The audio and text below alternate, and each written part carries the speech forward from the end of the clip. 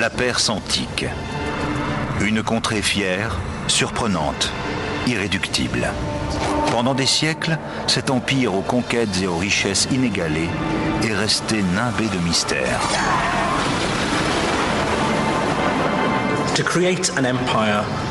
Pour créer l'empire le plus vaste de l'époque, il fallait forcément des compétences militaires. De la Méditerranée jusqu'en Asie, cette civilisation a été dirigée par des meneurs d'hommes exceptionnels, ambitieux et tout-puissants. Cyrus le Grand est l'un des rares à mériter cette épithète. L'Empire perse a enfanté d'incroyables merveilles telles que le monde n'en avait jamais vues. Des palais somptueux au milieu du désert, des routes, des ponts et des canaux. Tout le monde a entendu parler du canal de Suez, mais du canal de Darius. Après l'apogée, viendra le temps du déclin. L'ancienne rivalité avec la Grèce se cristallisera dans un conflit épique qui changera le cours de l'histoire et façonnera le monde pour des millénaires.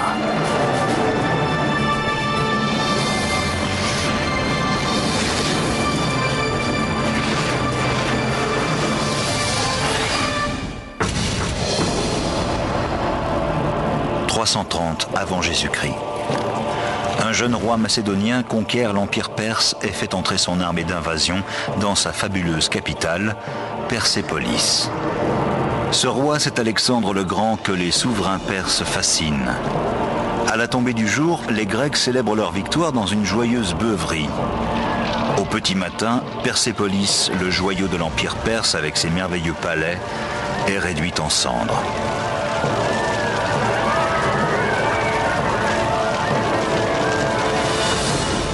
Plus de 2500 ans plus tard, ces colonnes, encore debout, témoignent du développement vertigineux que cet empire oublié a connu. Pour moi, la Perse, c'est le luxe, les riches tapisseries, les splendides tapis et la grosse peluche qui sert de chat à ma mère.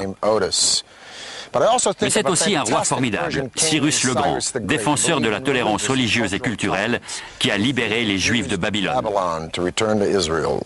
Je suis Peter Weller. Bienvenue en Perse.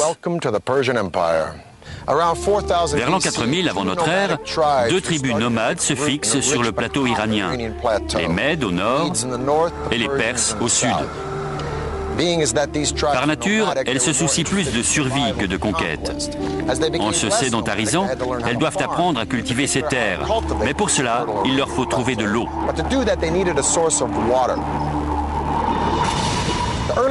Sans leur système d'irrigation et d'adduction d'eau, les premiers Perses auraient pu tomber dans les oubliettes de l'histoire. Ce qui est remarquable, c'est que cette eau, ils ne l'ont pas trouvée dans des rivières ou des lacs. Non, ils l'ont fait surgir du cœur de la roche.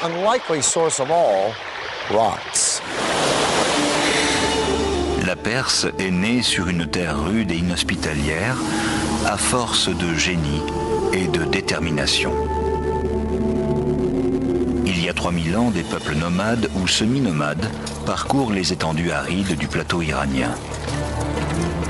Pour trouver de l'eau, il faut marcher longtemps. Un mage sourcier est chargé d'imaginer un moyen pour l'amener jusqu'à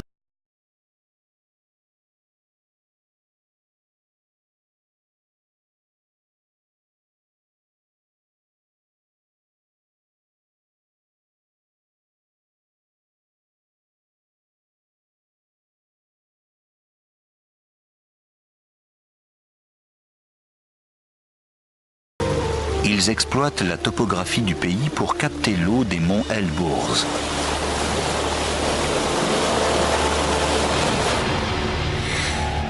Des puits verticaux sont creusés. Puis un tunnel horizontal est dégagé vers l'amont sur une courte distance.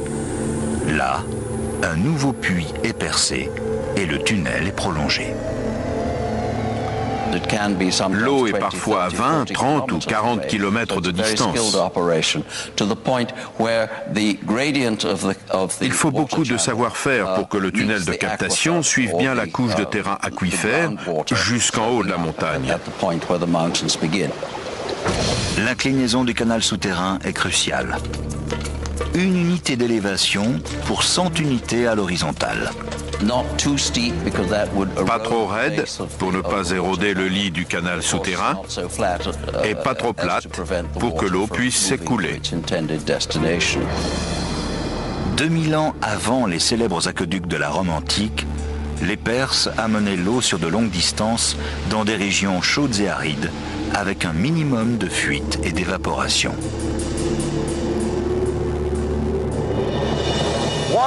L'eau, c'est la vie. Et les voisins des Perses n'ont pas tardé à être attirés par le savoir-faire leur permettant de la trouver et de la canaliser.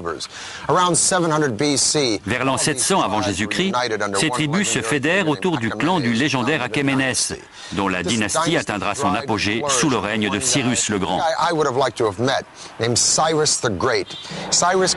Cyrus a créé et fait prospérer un empire grâce à ses talents de stratège et de fin politique.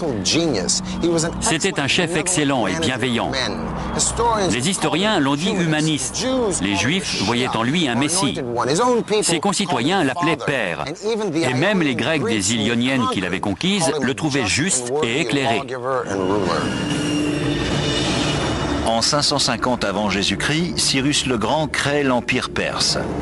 C'est le début de la dynastie achéménide qui changera le cours de l'histoire et offrira au monde des merveilles architecturales. Parmi les figures qui ont imprimé leur marque sur l'histoire,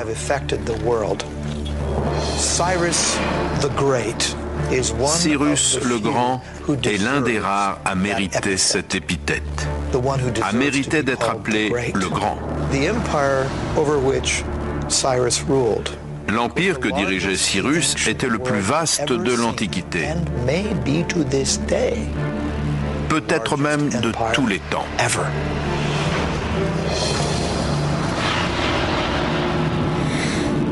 En moins 554, Cyrus a déjà écrasé tous ses rivaux. Il est désormais le maître incontesté de la Perse. L'heure est venue de conquérir le monde. Pour son empire, il veut une capitale magnifique, digne de son envergure croissante. En moins 550, Cyrus lance un projet de construction extrêmement ambitieux, celui de la première grande capitale de l'Empire perse, Pasargade, sur le territoire de l'Iran actuel. Cyrus était un bâtisseur d'un nouveau genre. Il voyait les choses en grand. On retrouve dans ses projets architecturaux des emprunts aux techniques rencontrées lors de ses conquêtes. Les Romains ne feront pas autrement quelques siècles plus tard. Ils emprunteront les meilleures idées des cultures des peuples soumis, se les appropriant pour les développer de façon originale. À Pasargade, on ressent l'influence de contrées aussi lointaines que l'Assyrie, l'Égypte ou les cités d'Asie mineure, à des milliers de kilomètres. Il y avait des tailleurs de pierre, des menuisiers, des briquetiers, des sculpteurs de bas-relief, et on sait qu'ils venaient de tout l'Empire. Aujourd'hui, plus de 2500 ans plus tard, il ne reste que des ruines de ce qui fut autrefois une capitale rayonnante, la première de la Perse. 2 palais extraordinaires entourés de jardins et d'un parc majestueux faisaient l'orgueil de la ville. C'est là qu'apparaît le premier Péridésa, d'où découle le mot paradis, et qui n'est autre que le somptueux jardin persan, avec son plan en croix caractéristique. Près de 100 mètres de canaux en calcaire relient des petits bassins disposés tous les 15 mètres. Les jardins paradisiaques de Pasargade en inspireront beaucoup d'autres de par le monde, et ce, pendant les 2 millénaires qui suivront. Le Péridésa est original de par sa disposition géométrique, avec des carrés, des motifs rectangulaires, des massifs, des cyprès, des rosiers, des lys et toutes sortes de plantes. C'est déjà le concept du parc moderne tel que nous le connaissons. Pendant la construction de Pasargade, Cyrus agrandit son empire à coups de conquêtes. Cependant, voilà un roi qui se distingue des autres. Il refuse de réduire en esclavage ses nouveaux sujets. Une idée révolutionnaire en ce temps-là. Il reconnaît aux croyances locales le droit d'exister et il leur permet de perdurer.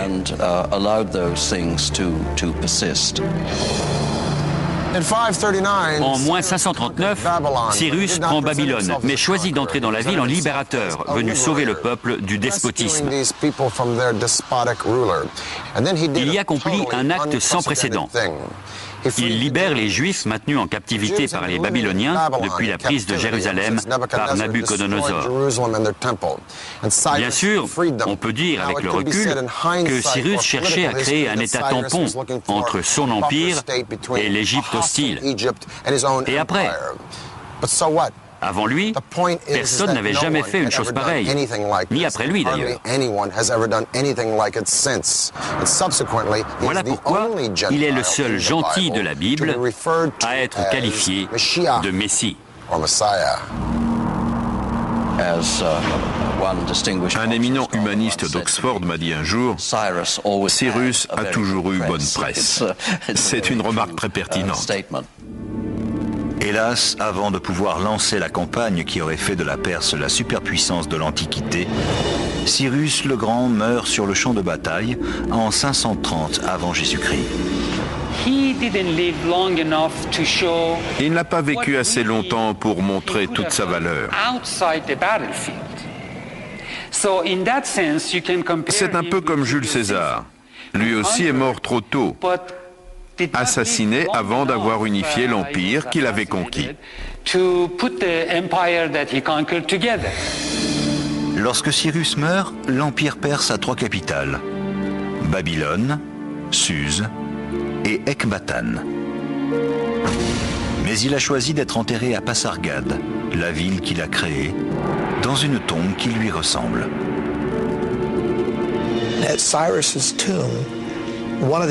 Son tombeau est très dépouillé. Il est à son image, simple, élégant. Cela montre l'humilité de cet homme. Les architectes de Cyrus ont conçu un ouvrage très épuré en pierre de taille. Sur une terrasse de dalles rectangulaires, ils ont installé des rampes et des poulies pour ériger un mausolée de près de 11 mètres de haut.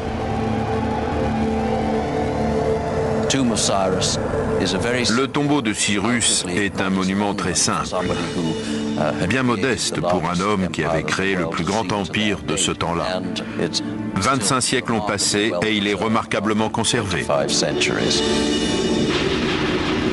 30 années durant, aucune puissance n'a pu résister à Cyrus le Grand. À présent, son trône est vacant. Une lutte féroce pour le pouvoir s'engage. L'Empire sombre dans le chaos. L'avenir de la Perse est incertain. La rivalité entre les prétendants au commandement suprême est à son comble lorsqu'un brillant général, lointain cousin de Cyrus, accède au trône. Il met fin aux troubles et reprend les rênes de l'Empire. Son nom, Darius. Sans doute le plus grand roi que la Perse ait connu. Et l'un des plus grands bâtisseurs de tous les temps. Sitôt sur le trône, Darius se met au travail. Il fait reconstruire la vieille capitale, Suse, et y ajoute de superbes bâtiments ornés de briques vernies. Au point que la magnificence de la ville sera citée dans la Bible. Lorsque les Grecs évoquent les palais perses, ils mentionnent toujours Suse. Même le livre d'Esther dans l'Ancien Testament y fait référence. Mais ce que le nouveau roi de Perse désire, c'est une capitale bien à lui. En 518 avant notre ère, Darius lance l'un des projets les plus ambitieux de l'Antiquité. Au nord-est de la ville actuelle de Shiraz, il crée Persépolis, ce qui signifie la ville perse en grec. Un vaste ensemble palatin érigé sur une plateforme monumentale y symbolise la grandeur de l'Empire. C'est une terrasse immense, de plus de 125 000 mètres carrés, qui a nécessité un réaménagement du terrain. Il a fallu niveler et construire un mur de soutènement. Darius voulait que la cité se voie de loin. Une ville construite sur une terrasse est visible à distance, elle gagne en majesté, elle en impose. Persépolis est un défi architectural colossal, avec ses murailles de plus de 18 mètres de haut, épaisses de 10 mètres, et ses bâtiments aux colonnes richement décorées. Le chantier mobilise des milliers d'architectes, d'artisans et d'ouvriers venus des 4 coins de l'Empire, ainsi que des tonnes de matériaux. Dans l'Antiquité, de tels projets sollicitaient de véritables armées d'esclaves. Mais Darius, comme Cyrus avant lui, préfère rémunérer le travail des bâtisseurs. Chaque ouvrier recevait son dû. Chaque ouvrière aussi, puisqu'il y avait des femmes. Tous étaient payés en fonction de leurs tâches. Aucune dépense n'est épargnée. Persépolis sera un monument à la gloire de la Perse. Il ne faut pas oublier d'où viennent les Perses. À l'origine, c'étaient des tribus nomades qui vivaient sous la tente et élevaient le camp du jour au lendemain. Peu à peu, ils ont amélioré leurs tentes. Et c'est ce qu'on retrouve à Persépolis. Le palais de la Padana n'est ni plus ni moins qu'une sorte de tente en pierre. La Padana est la magnifique salle d'audience de Darius. Les poteaux de bois qui soutenaient les toiles de tente deviennent des colonnes en pierre. Les tentures du toit sont remplacées par des toitures en cèdre. Donc on retrouve les origines nomades dans l'architecture perse. Mais il n'y a pas que ça. Les palais de la ville sont ornés d'or et d'argent, de tapisseries coûteuses et de céramiques colorées. Les murs se parent de bas-reliefs décrivant les visites d'ambassadeurs des régions conquises. La cité abrite d'autres réalisations tout aussi spectaculaires, bien que moins visibles, comme un réseau d'adduction d'eau et d'égouts sans pareil.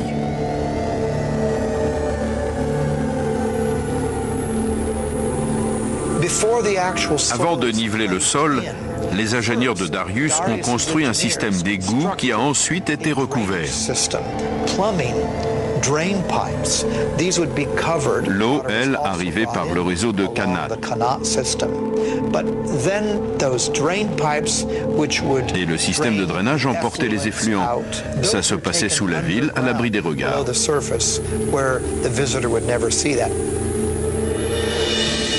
Parallèlement à sa campagne de grands travaux, Darius poursuit l'expansion de l'Empire.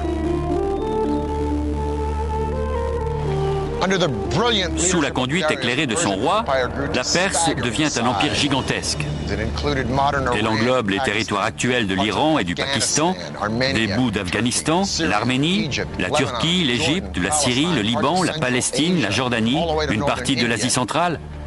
Un sacré territoire. Pour relier les confins de l'Empire, Darius décide de lancer 2 projets audacieux.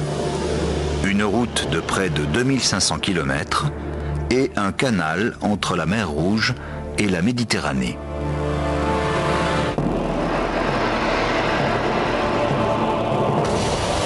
L'Empire, il est vrai, a atteint des proportions ahurissantes. Darius Ier doit à présent le consolider et l'unifier. En 515 avant notre ère, il ordonne la construction d'une immense route en pierre qui traversera l'Empire de part en part. Longue de près de 2500 km, reliant Suse à Sardes, elle reçoit le nom de Voie royale. C'était un exploit en soi. La voie franchissait des montagnes, des forêts, des déserts. Le sol était damé pour le durcir. Il n'avait pas d'asphalte, mais il savait tasser du gravier sur la chaussée. Une route en pierre est indispensable dans les zones où l'eau affleure. Cela évite de se retrouver prisonnier de la boue. Mais pour ça, il faut surélever la route et disposer une première couche de matériaux capables d'absorber l'eau sans que la chaussée soit emportée.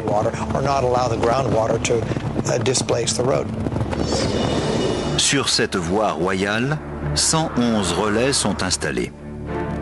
Tous les 25 km environ, les voyageurs peuvent se nourrir, se reposer et changer de chevaux. Leur sécurité est assurée par des gardes postés le long de la route. J'ai quelques questions pour mon ami Lloyd Llewellyn Jones. Voyager sur cette voie était-il sans danger? Grosso modo, oui. Darius réussit là une chose extraordinaire. Rendez-vous compte, nous sommes ici en Turquie, et bien la route partait d'ici et menait directement au cœur de l'Iran. Pas mal. C'était rapide? Si on voyageait à cheval et qu'on changeait de monture à chaque relais, tous les 25 km, on y arrivait en 6 ou 7 jours. Donc on pouvait transmettre des messages. Bien entendu, sans compter que pour le commerce, c'est l'idéal. En plus, ce n'est pas une route toute simple. Son tracé franchit les cours d'eau, comme le Tigre.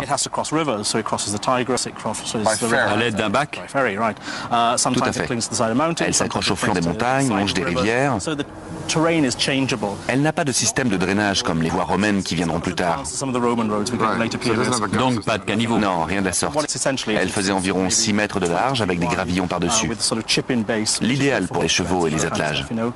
C'était une voie rapide. Merci de nous avoir éclairés sur cette route incroyable. Darius ne s'arrête pas là. Il veut contrôler plus étroitement un territoire connu pour ses richesses, l'Égypte. Et il est bien décidé à y ouvrir une nouvelle voie. Ses ingénieurs sont chargés d'achever le canal des Pharaons entre la mer Rouge et le delta du Nil. Tout le monde a entendu parler du canal de Suez, mais du canal de Darius. Darius ouvre un canal d'ouest en est entre la mer Rouge et le Nil. Forts de leur connaissance, les ingénieurs de Darius font percer le canal à l'aide d'outils en bronze et en fer. Le sable est dégagé, le fond couvert de pierres et la voie ouverte à la navigation. Il faudra 7 années de travail et une armée de tailleurs de pierres et d'ouvriers égyptiens pour achever ce canal de près de 200 km. C'était un canal en pointillé. Sur certains tronçons entre le Nil et la mer Rouge, les navires étaient hissés hors de l'eau et allaient sur la terre ferme jusqu'à la portion suivante du canal, où ils reprenaient leur navigation. Darius a dit « J'ai conquis l'Égypte. J'ai ordonné que ce canal soit creusé depuis le Nil jusqu'à la mer Rouge et des bateaux y ont navigué. » En l'an 500 avant notre ère, la Perse est le plus vaste empire que le monde ait connu. Plus vaste encore que celui de Rome à son apogée, 4 siècles plus tard. L'appétit de conquête de ce royaume invincible commence à effrayer une puissance émergente de la Méditerranée, celle des cités-États grecques. Un peu de géographie. Derrière moi, c'est la mer Noire. Là, c'est le détroit du Bosphore. Ici, je suis en Asie. Et de l'autre côté, là-bas, c'est l'Europe. En 494 avant Jésus-Christ, Darius soumet quelques villes de la côte turque qui se sont soulevées, soutenues par Athènes. Pour donner une leçon à cette dernière, il décide de l'attaquer. Mais comment faire? Il doit traverser le détroit. Pour cela, il jette un pont flottant sur des bateaux rangés bord à bord entre ces deux promontoires. Hérodote raconte qu'ainsi 70 000 hommes ont pu être lancés contre la Grèce. Incroyable! Les ingénieurs perses relient les deux rives du Bosphore en échouant des navires côte à côte en guise de fondation. Puis, ils construisent une route au-dessus entre l'Asie et l'Europe. La chaussée était en planche, posée sur une couche de terre battue ou de bois sec qui assurait la stabilité de l'ensemble. Pour que les navires n'oscillent pas, ils ont dû utiliser un système d'encre pas trop lourde pour ne pas les endommager. La chaussée est restée intacte malgré le passage de l'armée et la mer agitée dans cette zone. Une belle réussite bien avant l'ère de l'informatique. Fin août de l'an -490. Darius est entré en Grèce. Il a déjà pris la Macédoine. À présent, il s'apprête à combattre le général grec Thémistocle et son armée d'Athéniens et de Corinthiens à Marathon. Les Perses sont nombreux, 60 000, 140 000 hommes, voire plus selon la propagande des uns ou des autres. En gros, les Grecs se battent à 1 contre 10. Selon Hérodote, le soldat Phidippides fut envoyé à Sparte pour chercher de l'aide avant la bataille de Marathon. Il y parvint le lendemain de son départ d'Athènes, après avoir parcouru au moins 200 km. Les deux armées se font face de part et d'autre d'une vaste plaine. L'affrontement paraît favorable aux Perses, plus nombreux. La première guerre médique commence. Un petit groupe de Grecs attaque l'ennemi, semblant se jeter dans la gueule du loup. Mais le reste des forces grecques se divise en deux et ouvre deux autres fronts.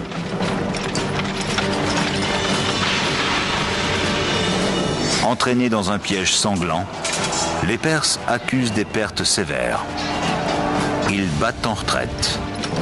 Pour les Grecs, c'est une grande victoire. Pour les Perses, un simple contretemps sur le chemin de la domination du monde. Darius rentre chez lui pour se consacrer à la consolidation de Persépolis. Mais il n'y parviendra pas. En -486, Darius meurt alors qu'il s'apprête à mater une rébellion en Égypte. Il laisse derrière lui un empire qui redéfinit les notions mêmes de puissance et de gloire. Pour éviter les luttes de pouvoir, Darius a pris soin de nommer son successeur. Ce sera son fils, Xerxès. Difficile de succéder à Cyrus l'innovateur et à Darius l'expansionniste. Mais Xerxès attendait son heure depuis longtemps. Il écrase une rébellion à Babylone et une autre en Égypte, puis s'attaque aux Grecs. C'est un peu une revanche. Certains historiens disent que c'était une campagne préventive, d'autres qu'il voulait finir l'œuvre de son père. De leur côté, les Grecs ne sont plus du tout intimidés par les Perses après leur victoire à Marathon. Xerxès s'adjoint les forces navales carthaginoises et décide de vaincre les Grecs en mer.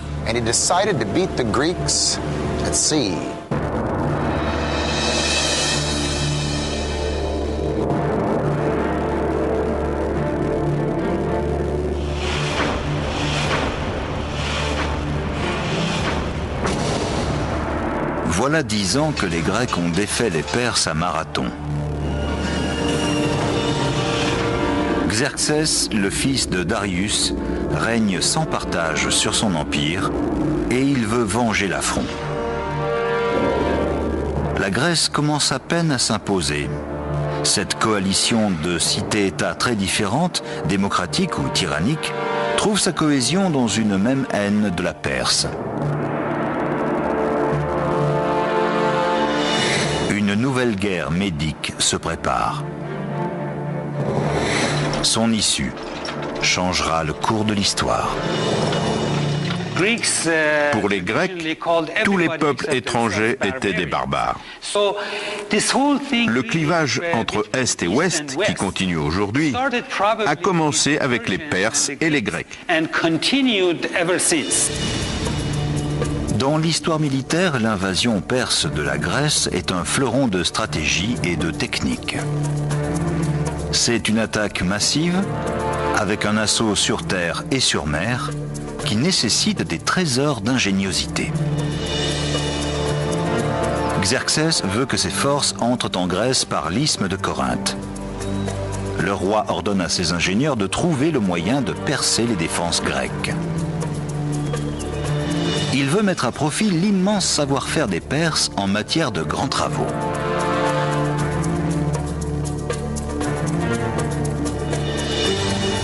Un défi encore plus grand attend les généraux et les architectes de Xerxès. L'immense armée perse doit franchir le détroit des Dardanelles, large de 2,5 km. Aujourd'hui encore, on reste ébahi devant l'audace du génie militaire perse. S'inspirant des exploits de son père, Xerxès ordonne la construction d'un double pont flottant traversant le détroit, qui surpassera celui que Darius avait jeté au-dessus du Bosphore. Les Perses ont aligné 674 bateaux bord à bord. Les stabiliser n'a pas dû être une mince affaire. Le détroit est loin d'être calme. La mer y est agitée. Des câbles maintenaient les bateaux alignés, sans doute deux, jetés entre l'Asie et l'Europe. Les troupes qui ont emprunté ce pont étaient très nombreuses, 240 000 hommes peut-être.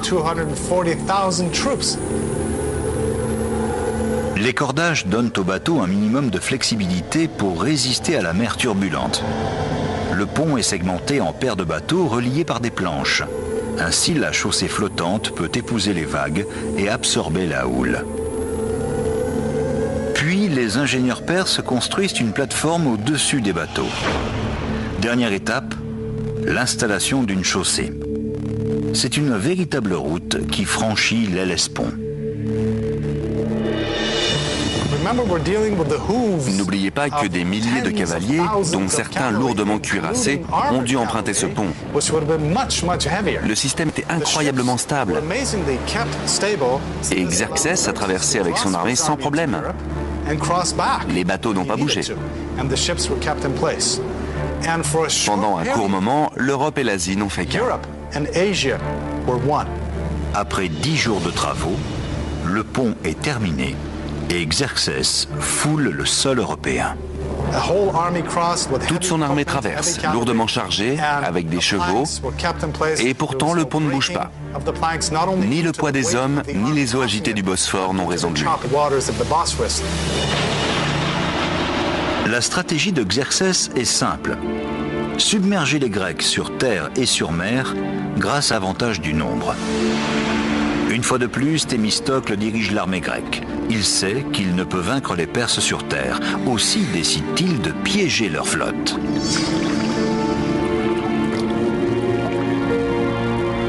À l'insu des Perses, il quitte le champ de bataille avec le gros de ses troupes, ne laissant que 6000 Spartiates derrière lui. Les Grecs choisissent le lieu du premier affrontement, les Thermopyles, un col de montagne si étroit qu'il ne peut être franchi que par un chariot à la fois. Des jours entiers, l'immense armée perse est coincée du mauvais côté de la passe, comblant les vœux des Grecs. Comme son père avant lui, Xerxès va tomber dans le piège tendu par les Grecs. Lorsque les Perses franchissent enfin les Thermopyles, ils exterminent le petit contingent que Thémistocle a laissé derrière lui.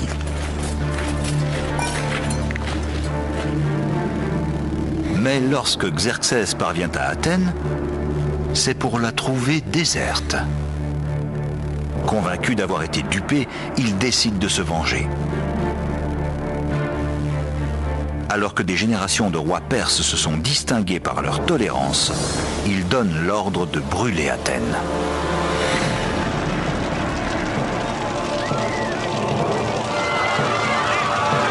Xerxès regrette aussitôt son geste et dès le lendemain veut faire reconstruire la ville. Mais ce qui est fait et le spectre de ce tragique épisode viendra hanter la Perse près de 200 ans plus tard.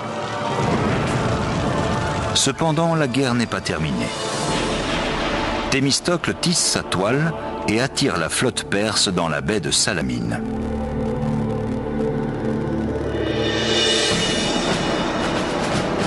Là, il lance une attaque surprise.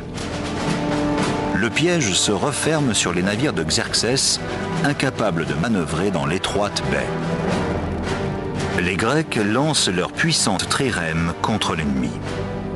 C'est une victoire décisive. Xerxès rentre chez lui vaincu.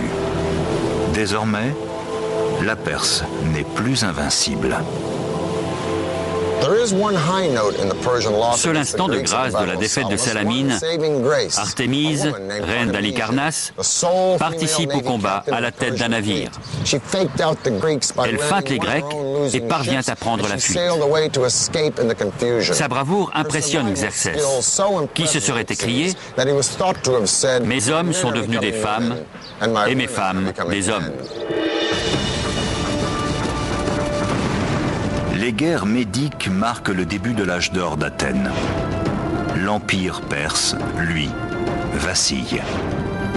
Ce sera un jeune prince, fervent admirateur des grands souverains perses, qui lui portera le coup fatal.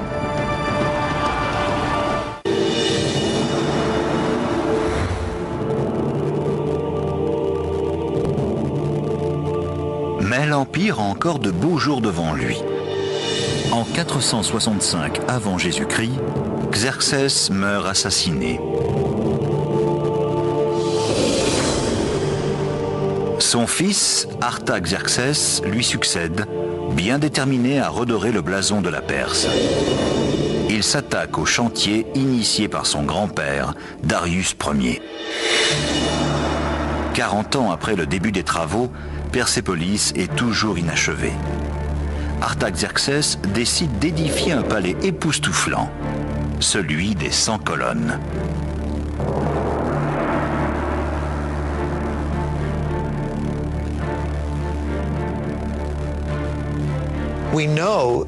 Ce palais a la forme d'un carré presque parfait de 60 mètres de côté.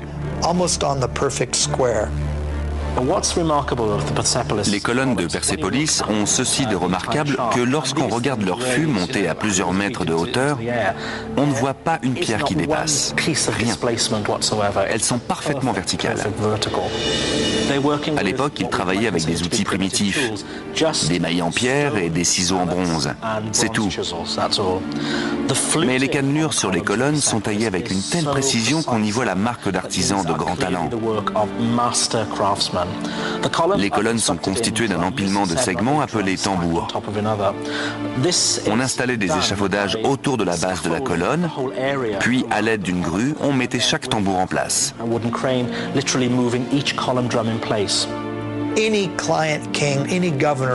N'importe quel vassal, gouverneur de province ou simple visiteur était forcément impressionné par la taille de cette salle et par cette forêt de colonnes qui s'étendait partout où le regard portait. C'était un bâtiment extraordinaire.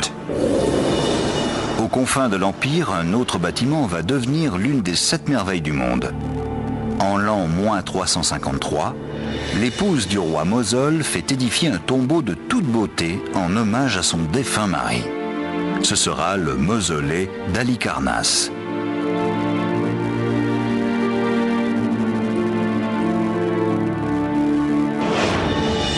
Ce monument de marbre de 40 mètres de haut abritait une grande cour intérieure. L'édifice supportait une pyramide et était flanqué d'escaliers menant symboliquement au paradis. Plus de 2500 ans plus tard, le tombeau du président américain Grant à New York a été bâti selon le plan du mausolée d'Halicarnasse. Au IVe siècle avant Jésus-Christ, les Perses sont les maîtres du savoir-faire le plus raffiné qui soit. Pourtant, au pied des colonnes, sous les palais éblouissants, les fondations de l'Empire vacillent. Et l'ennemi est à sa porte. Lorsqu'Athènes soutient une rébellion en Égypte et que les Grecs occupent la ville de Memphis, Artaxerxès quitte Persépolis. Il lance une campagne pour chasser les intrus et ramener l'Égypte dans le giron perse. Ce sera la dernière grande victoire perse, En 424 avant notre ère, Artaxerxès meurt. Le pouvoir est laissé vacant. 8 décennies de lutte intestine et d'abandon rongent l'Empire. Pendant que la Perse s'embourbe dans les conflits et la corruption, un jeune prince macédonien étudie Hérodote et le récit de la vie du héros perse Cyrus le Grand. Cela lui donne envie de conquérir le monde. Son nom, Alexandre.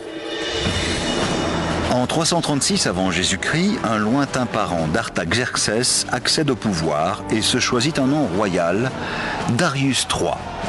On se souviendra de lui comme du roi qui perdit un empire. Pendant 4 ans, Alexandre et Darius III s'affrontent au cours de plusieurs batailles. Peu à peu, l'armée de Darius est repoussée à l'intérieur de ses frontières. En moins 330, Alexandre est aux portes du joyau de l'Empire, Persépolis. Alexandre a fait sien le respect des Perses envers les vaincus. Il n'autorisait pas le pillage, mais comment contenir une armée ayant conquis l'empire le plus majestueux de la planète?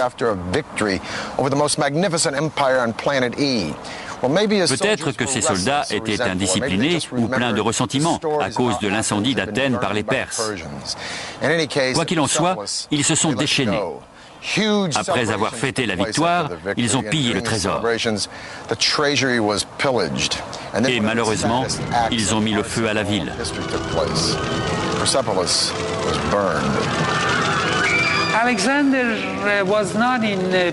Alexandre n'aimait pas détruire.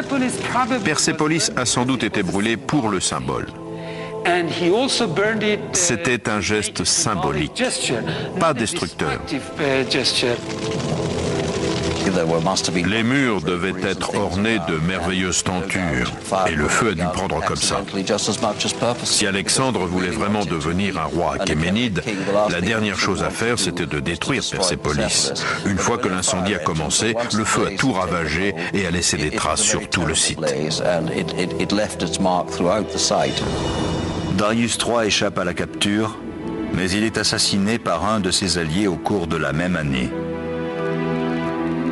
Le dernier roi achéménide est mort. Alexandre lui offre de très belles funérailles. Plus tard, il épouse sa fille et s'autoproclame roi perse achéménide, rédigeant ainsi le dernier chapitre de l'histoire d'un empire qui s'étendait sur 3 continents et avait duré plus de 2700 ans.